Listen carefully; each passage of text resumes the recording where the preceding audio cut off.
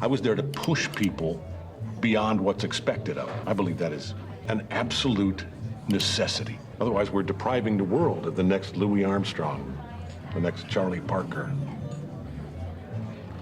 I told you that story about how Charlie Parker became Charlie Parker, right? Yeah, Joe Jones threw a symbol at his head. Exactly. But the next morning, what does he do? He practices. And he practices and he practices with one goal in mind, never to be laughed at again. And a year later, he goes back to the Reno, and he steps up on that stage and he plays the best motherfucking solo the world has ever heard.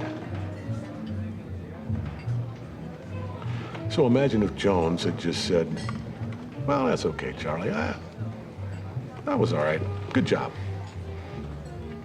And Charlie thinks to himself, well, shit, I did do a pretty good job. End of story. No bird.